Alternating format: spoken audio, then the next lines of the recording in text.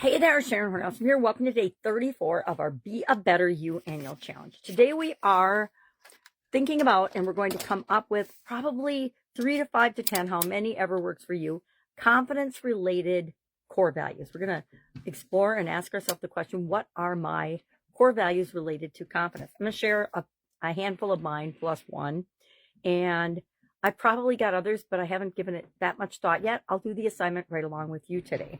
And then we're going to use a tool called PowerQuestions to help us to reinforce the core values, because core values are like positive beliefs. We want to find ways to reinforce them. We want to make sure that we're supporting them at a subconscious level. And we do that by asking questions and then answering them. Whenever we ask a question, guess what? We get an answer. It might not be accurate or true, but our subconscious will serve us up an answer. So what are some examples of core values with respect to confidence? Number one, self-worth. Do you believe in yourself? Do you think you are worthy and of value enough to show up in the world as who you are, creating what it is that you want in the world? Confidence is, and confident people understand that we have to take care of ourselves first before we can take care of other people.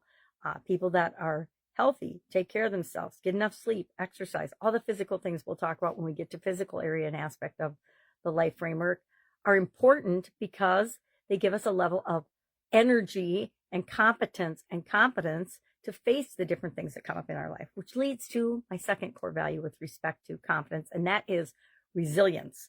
Knowing that no matter what comes up, we're going to figure it out. I for a long time know life dishes out stuff every single day, and we figure it out. We believe and we know in our heart that we have the ability to solve our daily problems, to move through our life, to create the things that we want, and that the things that happen that we consider bad at the time are just stepping stones on the path of what we want. Sometimes they're just there to show us that we're going down the wrong road and we need to reevaluate, take a look at it, and maybe try something else instead of what we're trying to bang our head against the wall doing.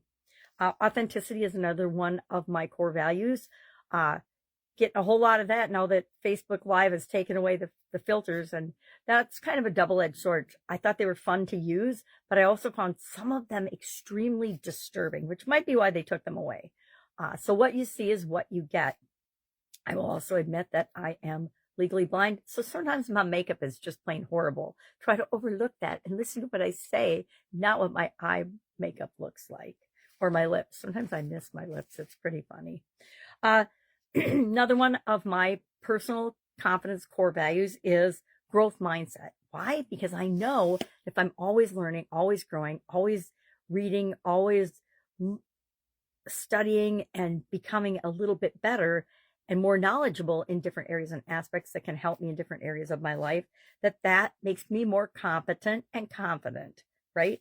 Competence absolutely positively breeds confidence, as does experience. If we've done something before and something similar comes up, we're pretty darn sure and confident that we can handle it.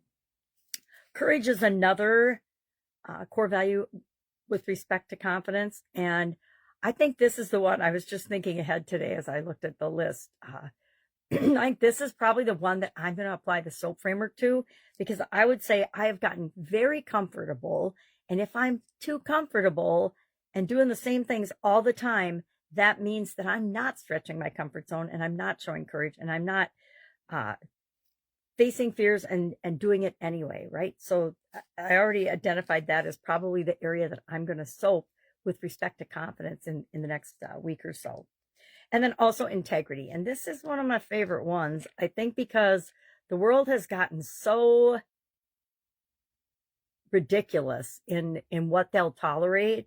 I think that integrity, aligning your behaviors, your actions, your words, your thoughts, your beliefs with your core values is, to me, integrity. Acting in alignment with what is most important to you shows integrity. And integrity means doing what's right, even if nobody's looking, right? Doing the right thing, making the world a better place. And a lot of people don't believe that they're here to make the world a better place. And I guess I would ask the power question, if you're not making the world a better place, what are you doing? And why are you doing it? Our tool today that I want to talk about is power questions. Power questions are those questions that we ask ourselves about our core values, about our beliefs, about our thoughts, about our decisions when we catch ourselves thinking that we're not capable of doing something or that we might not have the confidence to pull it off.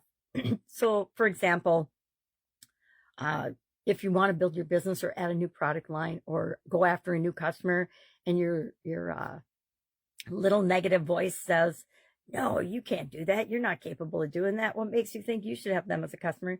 You're going to shut that off by asking power questions. Things like, well, what if we could? What if we could land that whale of a customer for our business? What if we could, what could we do if we didn't think that we could fail no matter what? What decisions would we make? What actions would we take?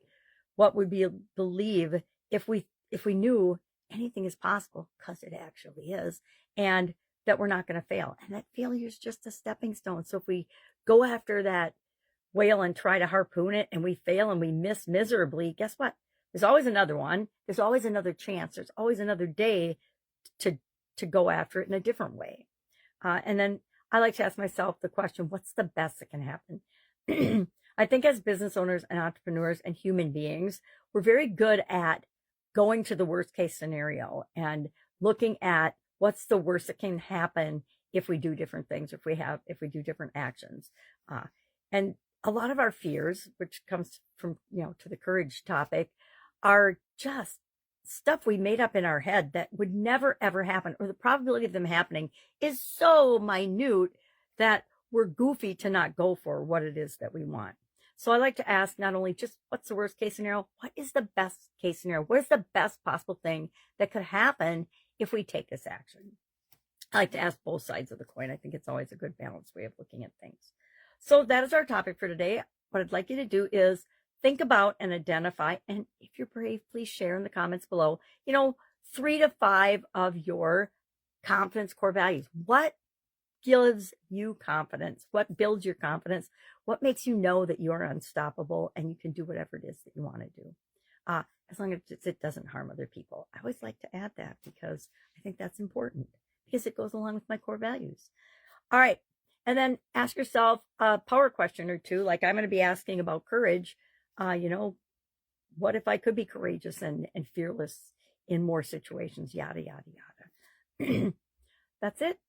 If I can help you in any way, ask. Otherwise, have a fantastic day, and I will, of course, be with you tomorrow.